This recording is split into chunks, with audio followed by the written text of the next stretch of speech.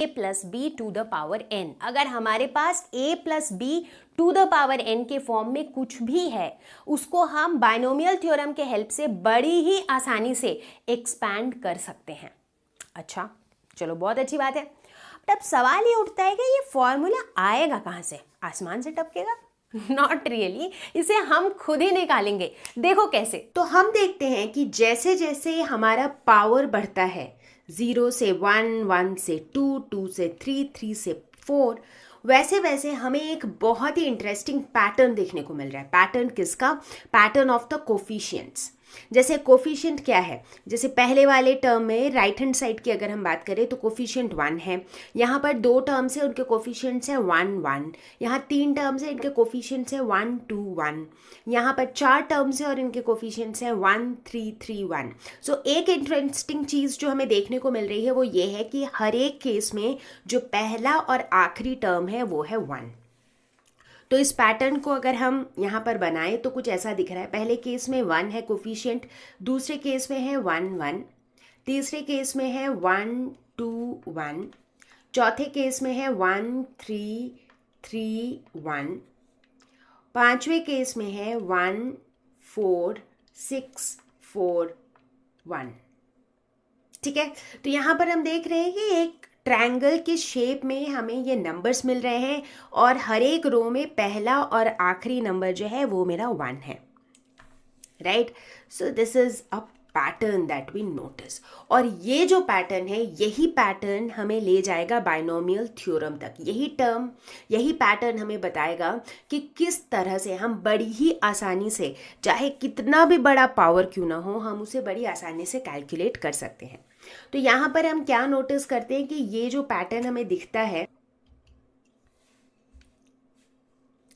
ये हमें इंडेक्स की अलग अलग वैल्यू के लिए दिखता है। मतलब कि जब इंडेक्स की वैल्यू जो है 0 है तो ये पैटर्न, 1 है तो ये पैटर्न, 2 है तो ये पैटर्न, 3 है तो ये पैटर्न, 4 है तो ये pattern. So index is basically power.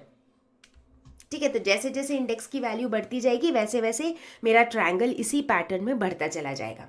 तो अब अगर मैं कहूँ कि क्या इस पैटर्न को सिर्फ देखते हुए हम ये एक्सप्रेशंस लिख सकते हैं विदाउट एनी कैलकुलेशन? बिल्कुल लिख सकते हैं। एक एग्जाम्पल लेते हैं। मान लेते हैं कि हमें लिखना है x प्लस वाई का होल क्यूब, इसको लिखना है। और थोड़ी देर के लिए मान लेते हैं कि हम जो है इसका फॉर्मूला भूल चुके हैं, मतलब ये a plus b whole cube वाला फॉर्मूला हम भूल गए हैं।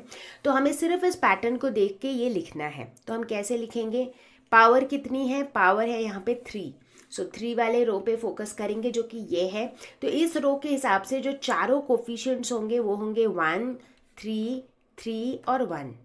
ठीक है, चूंकि इसका पावर 3 है, अब चूंकि 4 कोफिशिएंट्स हैं तो लेट्स एज्यूम कि इसके मानते हैं कि 4 टर्म्स होंगे।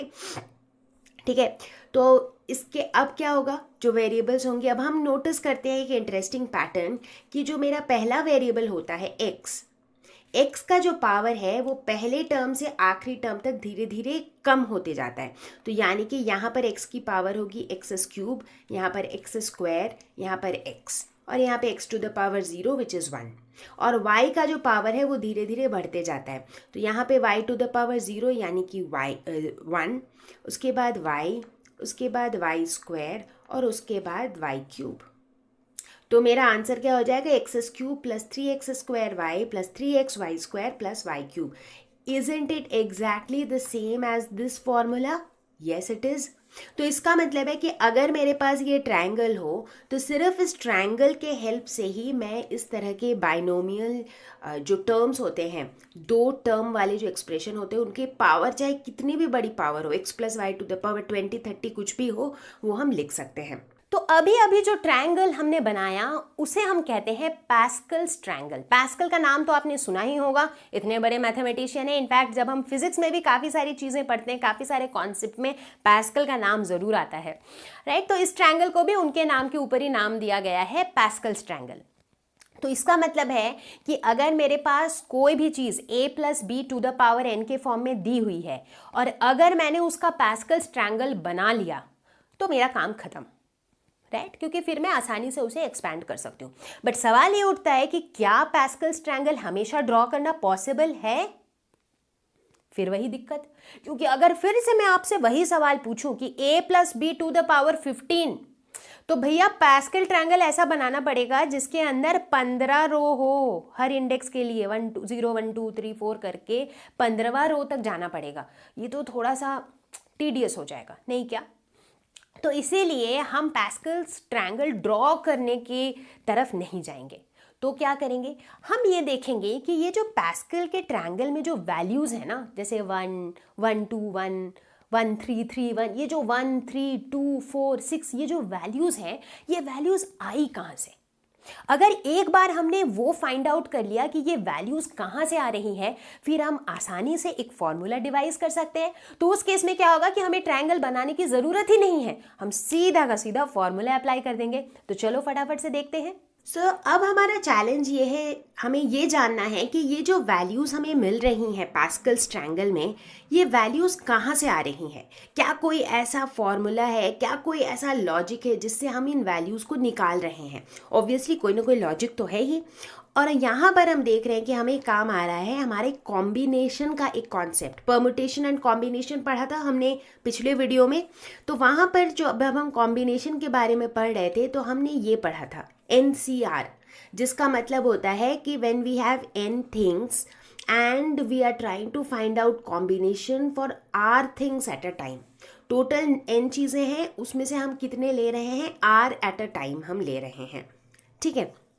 तो उसे हम डिफाइन करते थे NCR से। अब हम देखेंगे कि किस तरह से ये जो NCR वाला कॉन्सेप्ट है ना, वो हमको ये बताता है कि ये वैल्यूज़ कहाँ से आई हैं।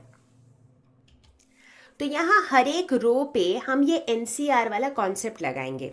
तो पहले रो में हमारा पावर कितना है, 0। तो हम ये मान रहे हैं कि पावर 0 है, यानी कि हमारे पास टोटल थिंग्स जो हैं वो 0 हैं, यानी कि n की वैल्यू जो है वो 0 है। तो यहाँ पर क्या हो जाएगा, 0C0, और पहली बार हम 0 थिंग्स एट अ टाइम ले रहे हैं। तो जब हम 0C0 कैलकुलेट करते हैं तो हमें मिलता है 1, ठीक है? उसी तरह से जब हम दूसरे रो पे जाएंगे तो n की वैल्यू कितनी हो जाएगी, 1, क्योंकि पावर 1 है। तो यहाँ पर हम कहेंगे NCR, फिर यहाँ पे NCR। अब पहले वाले टर्म के लिए out of 1 things 0 at a time ले रहे हैं, अगली वाली के लिए out of 1 things 1 at a time ले रहे हैं। तो बेसिकली अब हम इस पैटर्न को फॉलो करेंगे। थर्ड वाले केस में पावर कितनी है, 2, तो यहाँ पे n की जगह डाल दो 2, तो ये हो जाएगा 2C0 2C1 2C2। तीसरे वाले में पावर है 3, तो ये हो जाएगा n की जगह 3, सो 3C0 3C1 3C2 3C3। और ठीक उसी तरीके से यहाँ हो जाएगा 4C0 4C1 4C2 4C3 4C4, ठीक है? तो अब क्या हो रहा है, अब हमें एक पैटर्न मिल रहा है। तो basically this is the formula. इस फॉर्मूला को यूज़ करोगे तो तुम्हें ये 3 वैल्यू मिलेगी। उसी तरह 2C1 कैलकुलेट करोगे तो तुम्हें 2 मिलेगा। NCR हम कैसे कैलकुलेट करते थे, जस्ट अ क्विक रिकैप। इसे हम कैलकुलेट करते थे n factorial divided by r factorial into n minus r factorial, ठीक है? हम ऐसे ही करते थे। अच्छा, जिन बच्चों को ये याद नहीं है कि भाई फैक्टोरियल क्या होता था, तो उन्हें मैं याद दिला दूं कि n फैक्टोरियल का मतलब होता था कि n अगर कोई भी एक पॉजिटिव नंबर है तो n से जो है हम एक एक डिजिट कम करते जाएंगे, कब तक, 1 तक। और इन सब का जो प्रोडक्ट होगा उसी को हम डिफाइन करते हैं एज n फैक्टोरियल। जैसे कि अगर हम बात करें 5 फैक्टोरियल की, तो ये क्या हो जाएगा, 5 इंटू 4 इंटू 3 इंटू 2 इंटू 1, ठीक है? अगर हम बात करें 20 फैक्टोरियल की, तो हो जाएगा 20 इंटू 19 इंटू 18 इंटू 17 इंटू 16, ऐसे करते करते अप टू 1, ठीक है? तो इस तरीके से हम डिफाइन करते थे फैक्टोरियल्स, ठीक है? तो ये मेरा NCR हम इस तरीके से निकालते हैं। तो ये सारी चीज़ें तो हमने ऑलरेडी पढ़ रखी हैं, राइट? तो अब जो है एक बहुत मस्त चीज़ हो गई कि हमें जो है ना ये फॉर्मूला मिल गया जिससे हमें पैस्कल्स ट्रायंगल की ये वैल्यूज़ मिल रही हैं, ठीक है? सो यहाँ तक सबको क्लियर है, ठीक है? तो अब इसके हेल्प से क्या हम कोई फॉर्मूला लिख सकते हैं? अब मान लेते हैं कि अगर हमें a + b to the power n की वैल्यू निकालनी है, चाहे n कुछ भी हो, क्योंकि अब तो हम फॉर्मूला का यूज़ करेंगे तो हमें पैस्कल्स ट्रायंगल को ड्रॉ करने की तो ज़रूरत है ही नहीं, राइट। तो a plus b to the power n को हम क्या लिख सकते हैं इस केस में? तो अगर n पावर की हम बात करें तो पैस्कल ट्रायंगल में एक इसी तरह का रो बनेगा जो स्टार्ट किस चीज़ से होगा, NC0, फिर NC1, फिर NC2, NC3, NC4, ऐसे चलता जाएगा अप टू NCn, है ना। तो यानी कि वो मेरे कोफिशिएंट्स हो जाएंगे। तो इसके कोफिशिएंट्स क्या होंगे, NC0, NC1, NC2, NC3 and dot dot dot dot ऐसे चलते जाएगा कहाँ तक, NCn तक। तो ये मैंने पहले कोफिशिएंट्स लिख लिए, राइट। अच्छा, हमें ये भी पता है कि जो भी मेरी पावर की वैल्यू होती है ना, उससे एक ज़्यादा मेरे नंबर ऑफ टर्म्स होते हैं एक्सपेंशन में। जैसे कि हम इन सब में भी देख रहे हैं, पावर जब 0 है तो नंबर ऑफ टर्म्स कितना है, 1, 0 प्लस 1 1। पावर जब 1 है तो नंबर ऑफ टर्म्स कितने हैं, 2, 1 प्लस 1 2। जब पावर 2 है तो नंबर ऑफ टर्म्स कितने हैं, 3, 2 प्लस 1 3। तो जब पावर n है तो नंबर ऑफ टर्म्स कितने होंगे इस एक्सपेंशन में, इस एक्सपेंशन में होंगे n प्लस 1 टर्म्स, ठीक है। तो ये मेरे सारे टर्म्स होने वाले हैं, इनको इनके बीच में लगा दो प्लस साइन, ठीक है। अब जो है अब हम डालेंगे हमारे ये a और b को। तो हमें क्या पता है कि जो पहला वेरिएबल होता है यानी कि a जो है, इसकी पावर धीरे धीरे घटती जाएगी। तो यानी कि इसकी पावर शुरू होगी a to the power n से, उसके बाद हो जाएगी a to the power n minus 1, फिर हो जाएगी a to the power n minus 2, फिर हो जाएगी a to the power n minus 3, और ऐसे करते करते करते लास्ट वाले टर्म में हो जाएगा a to the power 0 which is 1, ठीक है। तो यानी कि लास्ट वाले टर्म में हम a को लिख ही नहीं रहे हैं। दूसरी तरफ जो हमारा ये दूसरा वाला वेरिएबल है b, इसके साथ क्या होगा, b जो है शुरू से लेके लास्ट तक में वो बढ़ता जाएगा एक एक।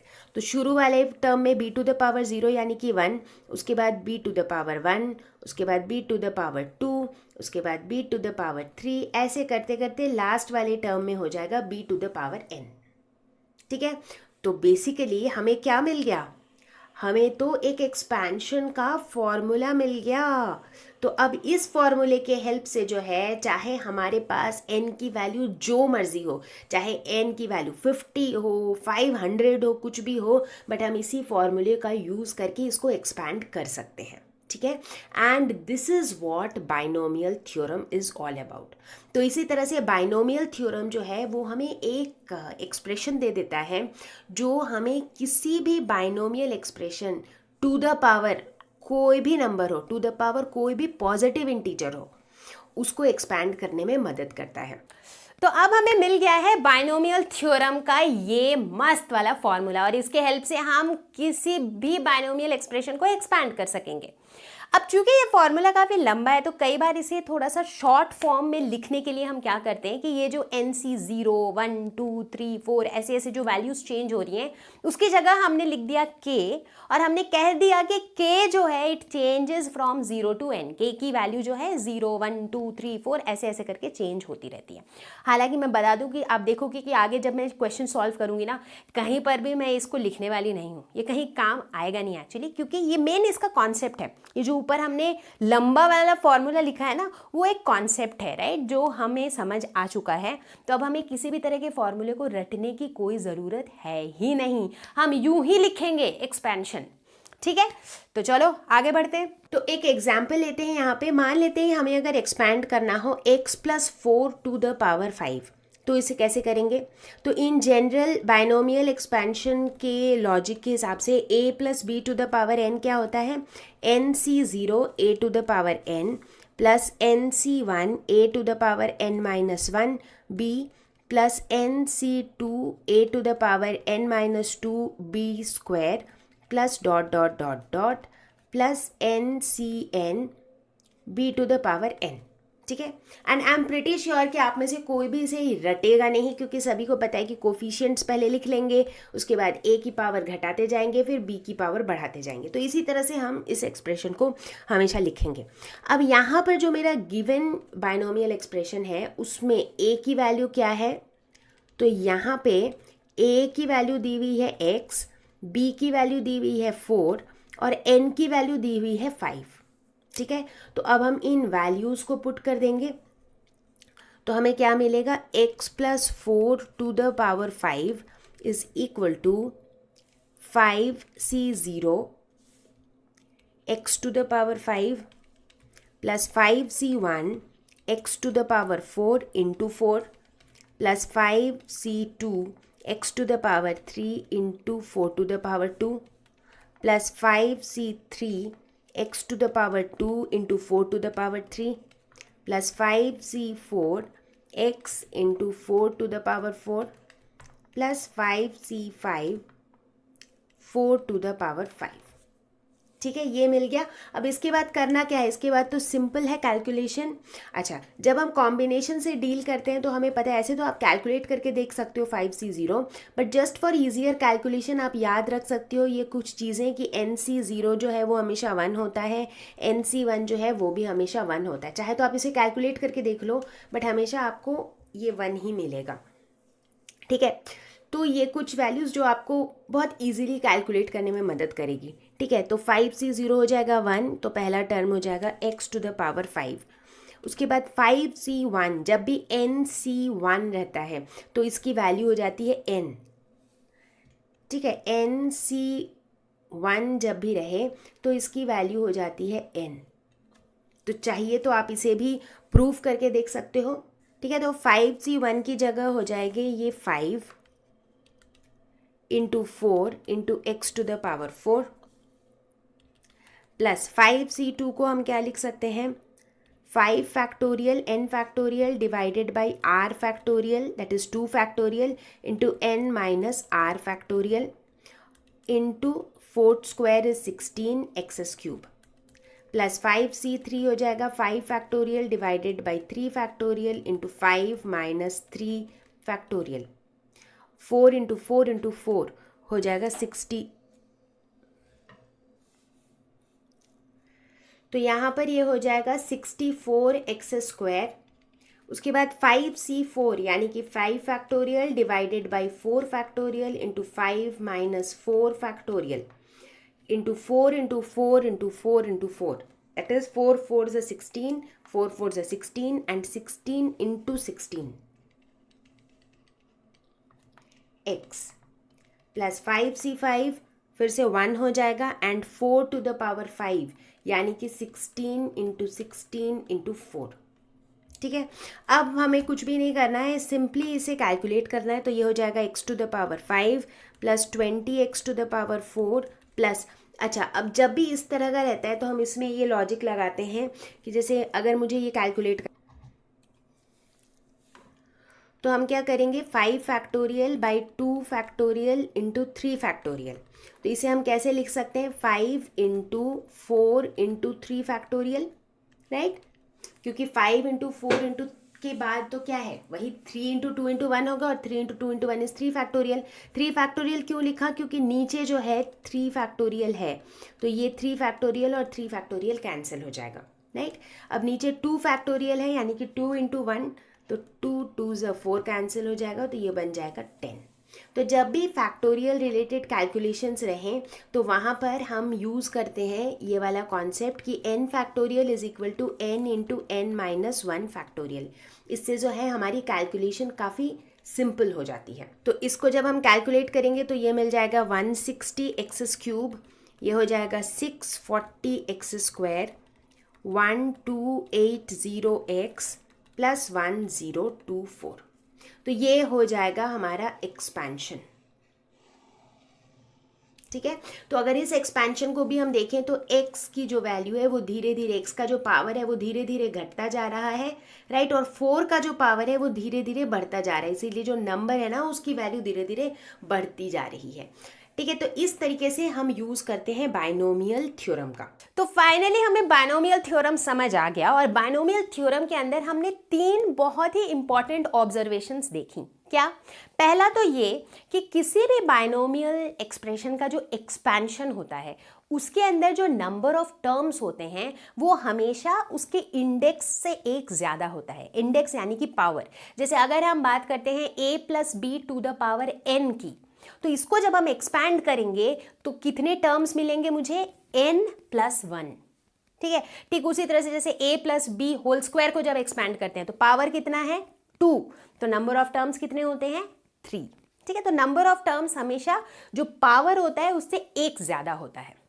ठीक है, दूसरा ऑब्जर्वेशन, जो हमारी पहली क्वांटिटी होती है, जैसे अगर हम बात करें a plus b to the power n की, तो पहली क्वांटिटी क्या है a का जो पावर है वो धीरे धीरे हर एक टर्म के साथ वो घटते जाता है। तो इसीलिए आप देखोगे कि जब इसका हम एक्सपेंशन लिखते हैं तो पहले टर्म में a की पावर होती है n, और लास्ट वाले टर्म में तो बेचारा a होता ही नहीं है क्योंकि a का पावर हो जाता है 0। तो a का जो पावर है वो n से लेकर के 0 तक घटते जाता है विथ एवरी टर्म। और वहीं तीसरा ऑब्जर्वेशन ये है कि जो हमारा दूसरा क्वांटिटी होता है यानी कि b, उसके साथ बिल्कुल ऑपोजिट होता है। उसका जो पावर है वो धीरे धीरे बढ़ते जाता है, इसीलिए पहले वाले टर्म में b होता ही नहीं है, लेकिन आखिरी वाले टर्म में b की पावर होती है n। तो यानी कि b का जो पावर है वो 0 से लेके n तक बढ़ते जाता है। तो ये 2-3 चीज़ें अगर आपको याद है तो आपके सामने कोई सा भी एक्सप्रेशन रखा रहेगा तो you will be simply able to expand it. जैसा कि मैंने बताया था कि यहाँ पर फॉर्मूला रटने की कोई ज़रूरत है ही नहीं, बस ये 2-3 बातें पता होनी चाहिए कि पहला क्वांटिटी का पावर घटते जाएगा, दूसरा क्वांटिटी का पावर बढ़ते जाएगा, राइट। चलो मैम ये तो समझ आ गया कि भाई कुछ भी a plus b to the power n के फॉर्म में रहेगा तो हम उसे कैसे एक्सपैंड करेंगे। मान लो अगर कुछ ऐसा रहा कि प्लस की जगह माइनस रहा, तब क्या होगा, जैसे कि x minus y to the power n, या फिर 1 plus x to the power n, या फिर 1 minus x to the power n। तो बच्चों हमेशा ये याद रखना है ना कि चाहे कुछ भी रहे, आप अपना बाइनोमियल एक्सपेंशन का जो कॉन्सेप्ट है, जो फॉर्मूला है, वो एज इट इज अप्लाई करोगे, आपका फॉर्मूला वैसा ही रहेगा।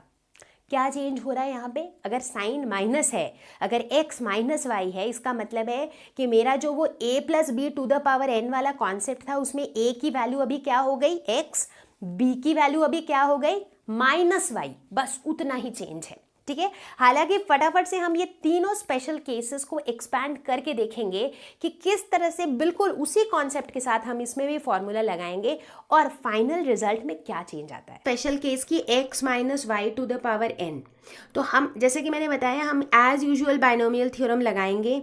तो हमारा ही बाइनोमियल थ्योरम का जो a plus b to the power n वाला फॉर्मेट है उसमें a की वैल्यू अब है x, b की वैल्यू अब है माइनस वाई और n की वैल्यू n ही है, ठीक है। सो बस इतनी सी चेंजेस हैं। तो इसको जब हम डालेंगे तो ये हो जाएगा nc0 x to the power n plus nc1 x to the power n minus 1 into minus y plus nc2 x to the power n minus 2 into minus y का whole square plus nc3 x to the power n minus 3 into minus y का whole cube plus dot dot dot dot plus जो last term होगा वो हो जाएगा NCN x, तो x to the power 0 हो जाएगा, तो और y to the power n, ठीक है, minus y to the power n ये हो जाएगा। तो अगर हम इसको एक और स्टेप करके अगर इसको थोड़ा सिंप्लीफाई करें तो हम क्या नोटिस करते हैं, इसका एक टर्म पॉजिटिव है तो दूसरा नेगेटिव है। जैसे कि इसको हम लिख सकते हैं NC0 x to the power n, अब यहाँ पे -1 है तो ये हो जाएगा NC1 x to the power n minus 1 into y. अगला वाला पॉजिटिव है क्योंकि माइनस वाई का होल स्क्वायर तो पॉजिटिव ही होगा, तो ये हो जाएगा plus NC2 x to the power n minus 2 into y square. उसके अगला वाला फिर से नेगेटिव हो जाएगा क्योंकि माइनस वाई क्यूब नेगेटिव होगा, तो ये हो जाएगा minus NC3 x to the power n minus 3 into y cube. तो ऐसे करते करते करते जो मेरा लास्ट टर्म होगा वो क्या हो जाएगा, -1 to the power n NCN y to the power n, ठीक है।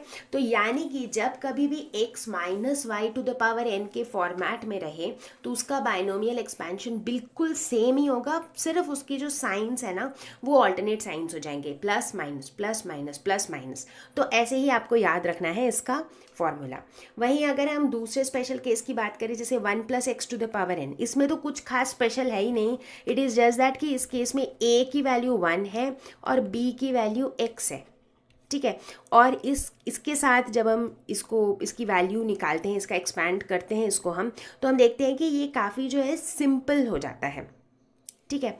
कैसे देखते हैं, जैसे NC0, अब पहला टर्म क्या है a इज़ 1 यानी कि 1 टू द पावर n जो कि क्या होगा 1 plus NC1 1 to the power n minus 1, तो वो 1 ही रहेगा, तो हम सिर्फ b लिखेंगे प्लस nc2x² प्लस nc3x³ और ऐसे करते करते ncn x to the power n। तो ये काफ़ी सिंपल इसलिए हो गया क्योंकि जो पहला टर्म है वो 1 है, तो हर एक टर्म में जो है ना वो 1 की टू द पावर चाहे कुछ भी रहे वो 1 ही होगा, तो ये थोड़ा सिंप्लीफाई हो गया। उसी तरह से जो मेरा थर्ड स्पेशल केस है which is 1 minus x to the power n, वहाँ पर क्या होगा, बिल्कुल 1 plus x to the power n के जैसा ही होगा, लेकिन जो साइन है वो ऑल्टरनेट हो जाएंगे क्योंकि यहाँ पर माइनस साइन है। तो ये हो जाएगा nc0 minus nc1x plus nc2x² minus nc3x³ and so on. करते हैं एक question, expand 2/x minus x/2 to the power 5। ठीक है, अब जैसा कि मैंने पहले बताया था a की जगह चाहे कोई भी वैल्यू हो और b की जगह भी चाहे कोई भी वैल्यू हो, बट हम अपना बाइनोमियल थ्योरम बिल्कुल उसी ढंग से अप्लाई करेंगे। तो यहाँ पर जो हमारे जनरल फार्मूला में a था वो a यहाँ पे क्या है 2/x, और जो हमारे फार्मूले में b था वो b यहाँ पे क्या है x/2। तो बस इसी लॉजिक के साथ हम ये फार्मूला अप्लाई करते जाएंगे। तो ये हो जाएगा nc0 a to the power n। ठीक है, अब चूंकि यहाँ माइनस साइन है तो यहाँ पे साइन जो है पॉजिटिव नेगेटिव ऑल्टरनेटली होगा। तो ये हो जाएगा 5c1 2/x to the power 4 into x/2 plus 5c2 2/x to the power 3 into x/2 का whole square minus 5c3 2/x to the power 2 into x/2 to the power 3 plus 5c4 2/x into x/2 to the power whole 4 minus 5c5 x/2 to the power 5। तो हम इसे इस तरीके से expand कर सकते हैं, चूंकि इसकी पावर है 5 तो एक्सपेंशन में टोटल नंबर ऑफ टर्म्स कितने हैं 1 2 3 4 5 6, यानी कि हम सही जा रहे हैं। तो ये कुछ छोटी छोटी चीज़ें हैं जिससे आप वेरीफाई कर सकते हो कि कोई टर्म मिस तो नहीं हुआ, राइट। जो भी पावर है +1 will be the number of terms in the expansion. ठीक है, तो अब हम इसे कैलकुलेट करेंगे। तो कैलकुलेट करना काफ़ी सिंपल है, तो ये सारी कैलकुलेशन जो है ना मैं बार बार पूरा नहीं करूँगी क्योंकि एकदम प्रीटी सिंपल कैलकुलेशन है ना, ताकि हमारा थोड़ा टाइम भी बचे and we do not end up wasting all the time in just calculation. ठीक है, तो अब ये 5c0 की जब आप कैलकुलेट करोगे तो ये हो जाएगा 1, 2 टू द पावर 5 हो जाएगा 32 divided by x to the power 5। उसके बाद अगला टर्म जो है 5c1 ये भी हो जाएगा 5, और यहाँ पे 2 टू द पावर 4 है, यानी कि 2 टू ज़ 4, 4 टू ज़ 8, 8 टू ज़ 16, और नीचे यहाँ पे एक 2 भी है। तो जब सबको कैंसिल आउट करेंगे तो यहाँ मिलेगा 40 divided by x to the power 3, क्योंकि यहाँ पे ऊपर x है नीचे x टू द पावर 4 है, तो कैंसिल हो जाएगा तो नीचे x टू द पावर 3 बचेगा। उसके बाद कैलकुलेट करेंगे तो ये हो जाएगा +20/x, ये हो जाएगा -5x plus 5/8 x to the power 3 minus x to the power 5 divided by 32। तो यहाँ पर अगर तो ये हो जाएगा मेरा फाइनल एक्सपेंशन। ठीक है, पावर था 5 इसीलिए यहाँ पे टर्म्स कितने हैं 6। अगर पावर की बात करें कि कैसे घट रहा है कैसे बढ़ रहा है, तो पहले वाले टर्म में जो x था वो नीचे था, राइट, डिनोमिनेटर में था। तो हम देखते हैं कि डिनोमिनेटर वाले x की जो पावर है वो धीरे धीरे घटती गई। ठीक है, और जो दूसरा टर्म है उसमें देखो x जो है वो न्यूमरेटर में है, तो इसीलिए न्यूमरेटर वाले x की जो पावर है ना वो धीरे धीरे बढ़ती जा रही है, right. I am telling this because अगर ये किसी कुछ बच्चों को कंफ्यूज कर रहा है कि यार ऐसा था कि पहले टर्म का जो है वो पावर घटना था दूसरे का बढ़ना था, तो यहाँ पे पहले और दूसरे दोनों ही टर्म में जो है ना x इन्वॉल्व है, इसीलिए यहाँ पर भी जो आप पैटर्न देख रहे हो पावर चेंज होने का वो भी उसी टाइप से है। ठीक है, तो इसमें कोई कंफ्यूजन नहीं है क्योंकि हम सिंपली बाइनोमियल थ्योरम का जो फॉर्मूला है उसे लगा रहे हैं और कुछ भी अलग नहीं कर रहे हैं। कभी कभी क्या होता है कि आपको इस तरह के सवाल भी पूछे जाते हैं कि भाई 98 टू द पावर 5 की वैल्यू निकालो। कई बार क्या होता है हम अचानक से ना बौखला जाते हैं कि यहाँ पर बाइनोमियल थ्योरम लगेगा क्या, लेकिन लगेगा कैसे? देखो 98 जो है ना वो 100 के बहुत क्लोज है, तो हम 98 को क्या लिख सकते हैं? 100 माइनस 2, और जहां 98 को 100 माइनस 2 लिख दिया, ये क्या बन गया? 100 माइनस 2 टू द पावर 5। तो ये मेरा a plus b to the power n वाले फॉर्म में ही तो आ गया। तो हम इसे आराम से एक्सपैंड कर सकते हैं और इसकी वैल्यू बड़ी आसानी से निकल जाएगी, है ना? तो इस तरह से अप्लाई करते हैं। उसी तरह कई बार इस तरह के क्वेश्चन आ सकते हैं कि भाई 1.1 टू द पावर 1000 सॉल्व करो। इसमें क्या करेंगे? अब 1.1 को हम क्या लिख सकते हैं? 1 प्लस 0.1 टू द पावर 1000। अब इसको भी वही एक्सपैंड कर दो थ्योरम के हिसाब से।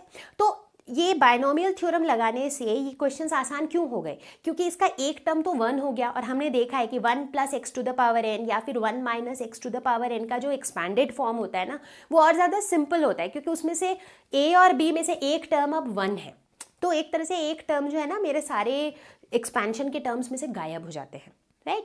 तो इस तरह से जो है हम कैलकुलेशंस को काफ़ी सिंप्लीफाई करते हैं यूजिंग बायनोमियल थ्योरम। क्वेश्चन देखते हैं कि किस तरह से ये बायनोमियल थ्योरम के कॉन्सेप्ट से थोड़े अलग टाइप के क्वेश्चन पूछे जा सकते हैं। Show that 9 to the power n plus 1 minus 8n minus 9 is divisible by 64 where n is a positive integer. तो कई बार आपको ऐसे क्वेश्चन भी पूछे जा सकते हैं कि एक एक्सप्रेशन दिया हुआ है, बोला जाएगा कि बताओ कि ये इससे डिविजिबल है या नहीं, ठीक है? तो इसका मतलब है यहाँ पर मुझे बेसिकली क्या प्रूव करना है? मुझे ये प्रूव करना है कि 9 to the power n plus 1 minus 8n minus 9 इसको हम 64 इंटू के फॉर्म में लिख सकते हैं या नहीं, जहाँ पर k क्या है? k is any positive natural number, ठीक है? तो मुझे बेसिकली यही प्रूव करना है। तो अगर मैंने ये प्रूव कर दिया, इसका मतलब है कि 9 to the power n plus 1 minus 8n minus 9 जो है दिस इज डिविजिबल बाई 64, ठीक है? तो चलो इसको प्रूव करने की कोशिश करते हैं। तो हमें क्या पता है अपने बाइनोमियल थ्योरम के कॉन्सेप्ट से? हमें पता है कि 1 plus x to the power m, इसको अगर मुझे एक्सपैंड करना होता है तो हम क्या लिखते हैं? हम लिखते हैं mc0 plus mc1x plus mc2x square dot dot dot dot up to mcmx to the power m। तो ये मुझे बायनोमियल थ्योरम के कॉन्सेप्ट से ऑलरेडी पता है, और यहाँ पर हम इसी का यूज़ करेंगे। कैसे? अभी जैसे देखते हैं कि हमें प्रूव करना है left hand side is equal to right hand side, ऐसा कुछ प्रूव करना है। तो यहाँ पर हम देखते हैं कि हमें प्रूव करना है कि ये 64 से डिविजिबल है या नहीं। तो यहाँ पर जो 9 का इन्वॉल्वमेंट है ना, तो 9 जो है और 64 जो है they are not like factor और मल्टीपल ऑफ ईच अदर। तो हम क्या चाह रहे हैं कि हम इस 9 को ब्रेक करके ना 1 प्लस 8 लिख देते हैं, ठीक है? उससे क्या होगा? जब हम बाइनोमियल एक्सपेंशन करेंगे उसका, तो हमें हर एक टर्म में 8 या फिर 8 का मल्टीपल मिलता रहेगा, राइट? क्योंकि जब 1 प्लस एक्स आप करते हो तो क्या होता है, हर टर्म में x या एक्स स्क्वायर या एक्स टू द पावर 3 ऐसे आते रहता है। उसी तरह जब आप इसको 1 प्लस 8 कर दोगे तो आपको हर टर्म में 8 मिलने लगेगा। उससे क्या होगा? आपको थोड़ी आसानी होगी to find out if it is divisible by 64 और नॉट, ठीक है? क्लियर है ये? चलो करके देखते हैं। तो हम क्या करेंगे कि 9 to the power n plus 1 इसको हम लिखेंगे 1 plus 8 to the power n plus 1, ठीक है? तो यहाँ पर हम क्या देखते हैं कि जो मेरा बाइनोमियल थ्योरम का जो फॉर्मूला है उसके साथ अगर इसे कंपेयर करें तो हम देखते हैं कि हमारी x की वैल्यू यहाँ पर 8 है और m की वैल्यू यहाँ पर n प्लस 1 है। तो ये वाली वैल्यूज़ को डालते हैं हम इस बाइनोमियल थ्योरम के एक्सपेंशन में और देखते हैं हमें क्या मिलता है।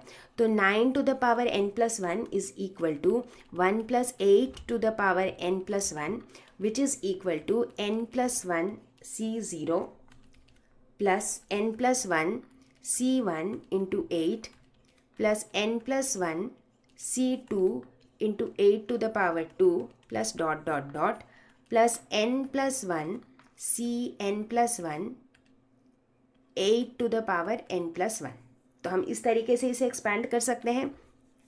अब इसे थोड़ा सा सिंप्लीफाई करेंगे। n प्लस 1 c0 ये क्या हो जाएगा 1, n प्लस 1 c1 ये क्या हो जाएगा n प्लस 1, और यहाँ पे इंटू 8 भी है तो 8 इंटू n प्लस 1, ठीक है? प्लस अब इसके आगे के जितने भी टर्म्स हैं उसमें हम देख रहे हैं कि ऐसे रहेंगे 8 स्क्वायर, फिर 8 क्यूब, फिर 8 to the power 4, 8 to the power 5 and so on. अब सारे टर्म्स के इस तरीके से तो हम कैलकुलेट करते नहीं बैठ सकते हैं, राइट, क्योंकि एनीवेज हमारा इसकी वैल्यू निकालना एम भी नहीं है, हमारा एम कुछ और है। हमें सिर्फ ये प्रूव करना है कि ये डिविजिबल बाई 64 है या नहीं, हमें सिर्फ इसे 64K के बराबर प्रूव करना है, राइट। तो हम क्या कर सकते हैं कि ये आगे के जितने भी टर्म है ना, इन सारे टर्म में हम देखते हैं कि 8 स्क्वायर जो है वो कॉमन है, राइट। सब में 8 स्क्वायर तो है ही पक्का से, और 8 स्क्वायर क्या है, 8 स्क्वायर 64 भी है। तो चलो 8 स्क्वायर को जो है वो हम कॉमन निकाल लेते हैं। तो अगर इसे कॉमन निकालेंगे तो अंदर क्या बचेगा, n+1 C2 प्लस जो इसका अगला टर्म है जो हमने लिखा नहीं है बट उसका अगला टर्म क्या होगा, n+1 C3 इंटू 8, क्योंकि आइडियली उसमें होगा C3 into 8 to the power 3, but उसमें से 8 टू द पावर 2 हमने कॉमन निकाल लिया है तो यहाँ बचेगा 8। उसी तरह से प्लस डॉट डॉट डॉट चलते रहेगा, और फिर जो लास्ट टर्म है वो होगा n+1 Cn+1, 8 to the power कितना हो जाएगा, n+1 पहले था उसमें से 2 तो निकाल लिया है तो n+1 -2 हो जाएगा, यानी कि 8 टू द पावर n-1 ये हो जाएगा। तो इसे हम क्या लिख सकते हैं, 1 + 8n+8, राइट। तो 1 + 8 हो जाएगा 9 और 8n, तो ये हो जाएगा 9 + 8n + 64, और उसके बाद अंदर ये पूरा एक्सप्रेशन। अब इस पूरे एक्सप्रेशन में हम क्या देखते हैं कि ये पूरे एक्सप्रेशन की वैल्यू क्या आएगी, इसकी जगह हम लिख सकते हैं k, और इसकी वैल्यू क्या आएगी, इसकी वैल्यू हमेशा पॉजिटिव ही आएगी, राइट, क्योंकि देखो यहाँ पर हम NCn, n+1 C3 इस तरीके से जो वैल्यूज़ निकाल रहे हैं इन सब की वैल्यूज़ पॉजिटिव ही आनी है। तो ऑब्वियसली यहाँ पे सब कुछ ऐड हो रहा है, कुछ सब्ट्रैक्ट भी नहीं हो रहा है, तो इसीलिए ये सारा पॉजिटिव आएगा। तो मैंने इसके बदले में लिख दिया k, और मेरे लेफ्ट हैंड साइड में क्या था, 9 टू द पावर n+1।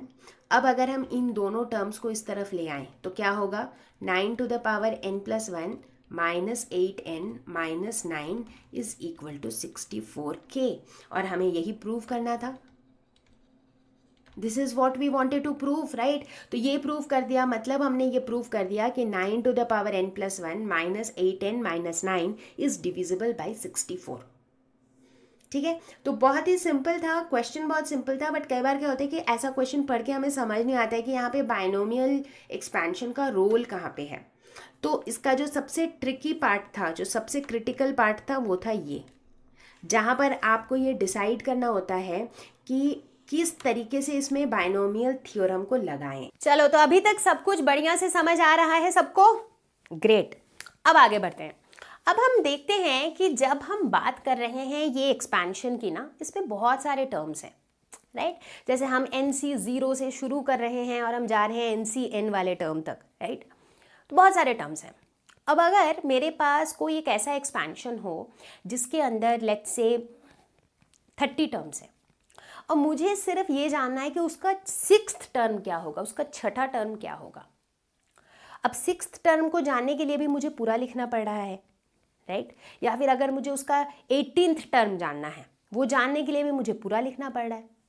तो इसलिए अच्छा होगा कि अगर हम इसका जो पैटर्न है ना, क्योंकि ये एक पैटर्न फॉलो करता है, राइट, इसके सारे जो टर्म्स हैं पैटर्न फॉलो करते हैं, इस पैटर्न को देख करके हम क्या करेंगे कि किसी भी एक जनरल टर्म के लिए एक एक्सप्रेशन निकाल लेंगे, ताकि क्या होगा, वो भी एक फॉर्मूला टाइप का बन जाएगा। और जब भी मैं पूछूंगी चलो 15th टर्म निकालो, 4th टर्म निकालो, 6th टर्म निकालो, और हम फटाफट निकालेंगे, हमें उसे पूरा एक्सपैंड करने की ज़रूरत भी नहीं पड़ेगी। तो चलो देखते हैं कि ये हम कैसे निकालेंगे। तो हम वापस वही अपने जो जनरल एक्सप्रेशन था बाइनोमियल का उसको देखते हैं। तो इसमें हम क्या देखते हैं कि ये है हमारा फर्स्ट टर्म, तो ये है हमारा सेकेंड टर्म, ये है थर्ड टर्म, और इस ऐसे करते करते टोटल कितने टर्म्स हैं, चूँकि पावर n है तो टोटल n+1 टर्म्स हैं। तो यानी कि ये जो लास्ट वाला है ये मेरा n+1th टर्म है, उससे पहले वाला जो है वो nth टर्म है, राइट। अगर अब हम इन सारे टर्म्स के पैटर्न को देखें, इनको देखते हुए हम कोई भी एक जनरल टर्म का एक एक्सप्रेशन निकाल सकते हैं। राइट क्योंकि जैसे मान लेते कभी ऐसी सिचुएशन आती है कि भाई किसी एक्सपेंशन में 50 टर्म है और मुझे 27th टर्म को निकालना है, तो अगर एक फॉर्मूला रहेगा हैंडी तो हम डायरेक्टली उस 27th टर्म को निकाल सकते हैं, राइट। तो इसको देखते हुए हम निकालेंगे general term r plus 1th term की वैल्यू। अब आप पूछोगे r प्लस 1th टर्म क्यों, हम rth टर्म भी तो निकाल सकते हैं, बिल्कुल निकाल सकते हैं। r प्लस 1th टर्म सिर्फ इसलिए निकाल रहे हैं क्योंकि अगर r प्लस 1th टर्म होगा तो नीचे इसकी वैल्यू क्या हो जाएगी, ये हो जाएगी r। तो मेरा जो फॉर्मूला है ना वो थोड़ा सा सिंप्लीफाइड वर्जन में रहेगा, so that is the only reason, ठीक है। तो अगर r प्लस 1th की बात करें तो उस केस में कोफिशिएंट क्या हो जाएगा मेरा, NCR हो जाएगा। इन सब का हम फॉर्मेट देख रहे हैं कि नीचे का जो सब्सक्रिप्ट है वो क्या हो जाता है, r प्लस 1 से वो एक छोटा होगा, यानी कि r प्लस 1 माइनस 1, तो ये हो जाएगा NCR, ठीक है। अब a की बात करते हैं तो a का पावर कितना हो जाएगा। इन सब केसेस में हम क्या देखते हैं, जब हम फर्स्ट टर्म की बात करते हैं तो a का पावर होता है n, ठीक है। जब हम सेकेंड टर्म की बात करते हैं तो a का पावर होता है n माइनस 1, थर्ड टर्म की बात करते हैं तो n माइनस 2। मतलब जितने वाले टर्म की बात करते हैं उससे एक कम जो होता है उसे हम n से सब्ट्रैक्ट कर देते हैं। तो यहाँ पर चूंकि हम r प्लस 1th टर्म की बात कर रहे हैं तो r प्लस 1 से एक कम क्या हो जाएगा, r। तो a के ऊपर जो पावर होगा वो n माइनस r हो जाएगा, ठीक है। हमें ये कहाँ से पता चला है, looking at this pattern from here, तो इसीलिए a to the power n minus r हो जाएगा। b का पावर क्या होगा, b का पावर जो है, जैसे अगर हम सेकेंड टर्म निकालते हैं तो b का पावर होता है 1, मतलब 2 से एक कम। अगर हम थर्ड टर्म निकालते हैं तो b का पावर होता है 2, यानी कि 3 से एक कम। तो उसी तरह b का पावर यहाँ पे क्या हो जाएगा, r प्लस 1 से एक कम, यानी कि r। तो अब आप देख रहे होगे कि फॉर्मूले में ना हर जगह अगर हम r प्लस 1th टर्म निकाल रहे हैं तो हर जगह r प्लस 1 से एक कम जो है ना उसका ज़्यादा यूज़ है। तो इसीलिए अगर हम rth टर्म निकालते हैं ना तो हर जगह ये r माइनस 1, यहाँ पे r माइनस 1 r माइनस 1 आता, तो हमारा फॉर्मूला थोड़ा कॉम्प्लिकेटेड हो जाता। इसीलिए एज अ कन्वेंशन हम कहते हैं कि r प्लस 1th टर्म जो है वो हम इस फॉर्मूले से निकाल सकते हैं। अब कोई भी टर्म आपको निकालना है आप डायरेक्टली इस फॉर्मूला को अप्लाई कर सकते हो। एक एग्जाम्पल लेते हैं, find the fourth term in the expansion of x minus 2y to the power 12। अब मुझे इसे एक्सपैंड करने की ज़रूरत ही नहीं है क्योंकि मुझे पता है कि r प्लस 1th टर्म कैसे निकालते हैं। सो टी आर प्लस 1 क्या होता है, NCR, a to the power n minus r, b to the power r, ठीक है। तो यहाँ पर हमें कौन सा टर्म निकालना है, फोर्थ टर्म निकालना है, राइट। सो T4 को हम कैसे लिख सकते हैं, T3 प्लस 1, तो यानी कि r की वैल्यू यहाँ पे है 3, n की वैल्यू क्या है, n की वैल्यू है 12 जो कि क्वेश्चन में गिवन है। a मेरा क्या है यहाँ पे x और b क्या है 2y। तो ये सारी चीज़ें हमें पता है, तो इसके हेल्प से हम निकाल सकते हैं TR प्लस 1 यानी कि T3 प्लस 1 क्या हो जाएगा, NCR 12C3 a to the power 12 minus 3 b to the power 3, ठीक है। अब हम a और b की वैल्यू भी डाल देंगे, 12C3 हो जाएगा 12 factorial by 3 factorial into 12 minus 3 factorial. a की जगह हम लिख सकते हैं x, तो 12 माइनस 3 होगा 9, तो ये हो जाएगा x to the power 9। b की जगह, अच्छा 1 सेकेंड, b की जगह हम 2y नहीं लिख सकते हैं भाई, माइनस 2y लिखना है क्योंकि यहाँ पर x माइनस 2y है, तो यहाँ पर हो जाएगा minus 2y to the power 3। तो ये क्या हो जाएगा, इसे हम क्या लिख सकते हैं, 12 इंटू 11 इंटू 10 इंटू 9 फैक्टोरियल। ऐसा क्यों किया, क्योंकि हमें दिख रहा है कि डिनोमिनेटर में जो है एक 9 फैक्टोरियल का टर्म है, तो ये हो जाएगा 3 फैक्टोरियल इंटू 9 फैक्टोरियल, इधर हो जाएगा x टू द पावर 9 और ये हो जाएगा माइनस 8y क्यूब।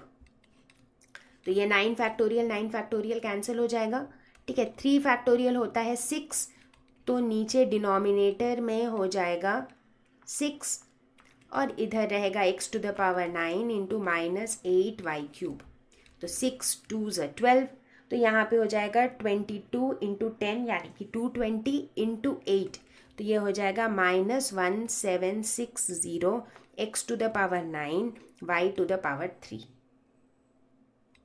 तो ये हो जाएगा हमारा फोर्थ टर्म।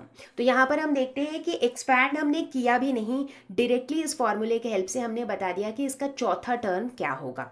तो चलो भाई, जनरल टर्म निकालने का तरीका तो हमने देख लिया। अब अगर मैं आपसे थोड़ा एक स्टेप और आगे बढ़ के पूछूं कि एक a plus b to the power n का एक एक्सपेंशन किया हुआ है, अब मुझे चाहिए कि इसका मिडिल टर्म बता दो तुम मुझे।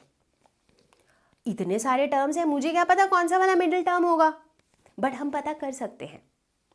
तो इसमें हम दो केसेस की बात करेंगे। पहला केस लेते हैं जिसमें हम कहते हैं कि जो n की वैल्यू है, जो n है, that is an even number, यानी कि जो ये a plus b to the power n हम लिख रहे हैं उसमें n इवन नंबर है, 2 से डिविजिबल है। n की वैल्यू 2, 4, 6, 8 इस टाइप की कोई वैल्यू है, ठीक है। अच्छा, ऐसे केस में जो हमारे नंबर ऑफ टर्म्स होंगे एक्सपैंडेड फॉर्म में वो कितने होंगे? पावर कितना है n, तो नंबर ऑफ टर्म्स कितना होगा? n plus 1। हमने क्या कहा कि n इवन है, तो इवन नंबर के साथ हम प्लस 1 कर रहे हैं, तो वो कैसा नंबर होगा? अगर 2 के साथ प्लस 1 करेंगे 3 आएगा, 4 के साथ प्लस 1 करेंगे 5 आएगा। तो बेसिकली किसी भी इवन नंबर के साथ हम एक ऐड कर देंगे तो वो ऑड नंबर बन जाएगा, राइट। तो यानी कि इस केस में जो मेरा एक्सपैंडेड फॉर्म होगा उसके अंदर ऑड नंबर ऑफ टर्म्स होंगे, ठीक है। या तो उसमें 3 टर्म होंगे, 5 टर्म होंगे, 7 टर्म होंगे, 9 टर्म होंगे, मतलब ऑड नंबर ऑफ टर्म्स होंगे। अब ऑड नंबर ऑफ टर्म्स होंगे तो क्या होगा? मान लेते हैं, ये एग्जाम्पल लेते हैं, ये हमारे ऑड नंबर ऑफ टर्म्स है। कितने टर्म्स हैं? 9 टर्म्स है। एक एग्जाम्पल ले रही हूँ मैं, ठीक है। अब इसका अगर मुझे मिडिल टर्म निकालना है, कौन सा वाला मिडिल टर्म है? ये वाला। क्यों? क्योंकि इस वाले टर्म के इस तरफ भी 4 टर्म्स हैं और इस तरफ भी 4 टर्म्स हैं, तो ये मेरा मिडिल टर्म हो जाएगा, राइट। तो यानी कि इस केस में हमारा एक मिडिल टर्म होगा, 1 सिंगल मिडिल टर्म, ठीक है। अब वो मिडिल टर्म कौन सा वाला होगा वो मैं अभी तुरंत बताऊंगी, ठीक है। अब एक दूसरा केस लेते हैं जिसमें हम कहते हैं कि जो n है वो ऑड नंबर है, यानी कि a plus b to the power n जो है ना, उसमें n की वैल्यू कुछ 5, 7, 9, 11 इस टाइप की है। तो अगर वो वैल्यू हमारी ऑड है तो इसका मतलब है एक्सपैंडेड फॉर्म में कितने टर्म्स होंगे? n plus 1। अब ऑड नंबर के साथ प्लस 1 करेंगे तो वो क्या बन जाएगा? Even number. यानी कि अब मेरा एक्सपैंडेड फॉर्म में इवन नंबर ऑफ टर्म्स होंगे। तो मिडिल टर्म कौन सा होगा? कौन सा नहीं, मिडिल टर्म कितने होंगे? ये एग्जाम्पल लो, इसमें कितने हैं? 10 टर्म्स हैं। तो क्या इसमें ये मेरा मिडिल टर्म बन सकता है? नहीं बन सकता है। क्यों? क्योंकि इधर 4 हैं बट इधर तो 5 है, तो ये मिडिल कैसे हुआ? नहीं हुआ। चलो फिर इसको बनाते हैं मिडिल। इसको मिडिल बनाएंगे तो इधर 5 है और इधर 4 है, तो ये भी नहीं हो सकता। तो इस केस में मेरे 2 मिडिल टर्म्स हैं, तो ये दोनों मिडिल टर्म्स हैं। क्यों? अगर ये दोनों मिडिल टर्म है तो इधर भी 4, इधर भी 4, तो इसीलिए ऐसे केसेस में मेरे 2 मिडिल टर्म्स होंगे। तो बेसिकली यहाँ पर 2 सिचुएशन हमने देखा। पहला सिचुएशन जहाँ पर n जो है वो इवन है, तो अगर n की वैल्यू इवन है तो मेरे ऑड नंबर ऑफ टर्म्स होते हैं और उस केस में मेरा एक मिडिल टर्म होता है। अगर n की वैल्यू ऑड है तो मेरे इवन नंबर ऑफ टर्म्स होते हैं और मेरे 2 मिडिल टर्म्स होते हैं। अब हम देखेंगे कि ये जो एक मिडिल टर्म या 2 मिडिल टर्म्स होते हैं ये कौन से वाले टर्म होते हैं, कौन से नंबर का टर्म जो है वो मिडिल टर्म होता है, वो कैसे निकालेंगे। तो चलो देखते हैं। दोनों केसेस के लिए फॉर्मूला देखते हैं कि क्या होगा। जब हम बात करते हैं कि n इवन है और n प्लस 1 ऑड है, तो इस केस में मेरे कितने मिडिल टर्म्स होते हैं? एक। और वो मिडिल टर्म कौन सा वाला टर्म होता है? n plus 1 n/2 plus 1th term, ये होता है मेरा मिडिल टर्म। और वहीं दूसरी तरफ जब n की वैल्यू ऑड होती है और total number of terms even होता है, उस केस में हमारे 2 मिडिल टर्म्स होते हैं और वो कौन से वाले होते हैं? n प्लस 1/2th टर्म और n plus 1/2 plus 1th term. So ये दोनों हो जाते हैं हमारे 2 मिडिल टर्म्स। तो अब हम देखते हैं कि इनके हेल्प से हम कैसे मिडिल टर्म्स को निकालते हैं। So let us look at this question.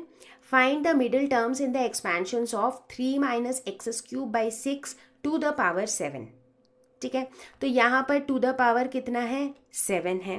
तो इसीलिए यहाँ पर जो नंबर ऑफ टर्म्स होगा इसके एक्सपेंशन में वो कितना हो जाएगा? n प्लस 1, यानी कि 7 प्लस 1 यानी कि 8। 8 क्या है?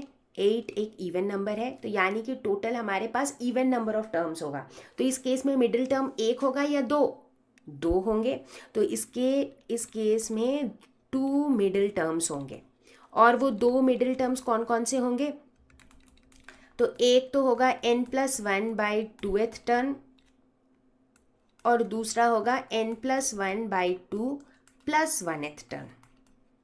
ठीक है, तो n+1 यानी कि n की वैल्यू कितनी है? 7, 7 + 1 8/2 यानी कि 4th term and 4 + 1 5th। So 4th and 5th term जो है ये इसके मिडिल टर्म्स होंगे। तो अब हमें 4th और 5th टर्म्स निकालना होगा, तो कैसे निकालेंगे? चलो 4th टर्म निकालते हैं। तो T4 को हम क्या लिख सकते हैं? T3 + 1, क्योंकि हम R + 1th टर्म के कॉन्सेप्ट पे ही हम फॉर्मूला को लिखते हैं, राइट? सो T3 + 1 हो जाएगा। तो यानी कि इस केस में R की वैल्यू क्या हो गई? 3 और N की वैल्यू दी हुई है 7। ठीक है, तो ये वाली वैल्यूज़ को लेके हम कैलकुलेट करेंगे, तो ये हो जाएगा NCR यानी कि 7C3 a⁻n-r। तो a की वैल्यू क्या है यहाँ पे? 3, तो a⁻n-r और b की वैल्यू है -x³/6, b⁻ हो जाएगा r यानी कि 3। ठीक है, तो अब इसे हम आराम से खुद से कैलकुलेट कर सकते हैं। 7C3 भी कैलकुलेट कर सकते हैं, ये भी कर सकते हैं। So we can calculate this. तो ये जो है आप खुद से कैलकुलेट कर सकते हो। ठीक इसी तरीके से हम निकालेंगे 5th टर्म, तो इसको हम लिखेंगे T4 + 1। बाकी सारी वैल्यू सेम रहेगी, बस R की वैल्यू यहाँ पर हो जाएगी 4। तो R की वैल्यू को 4 लेके हम निकालेंगे NCR यानी कि NC4 3⁻7 - 4 इंटू -x³/6 ⁴ और इसको भी आप कर लोगे कैलकुलेट, और इस तरीके से निकल जाएंगे 4th एंड 5th टर्म्स।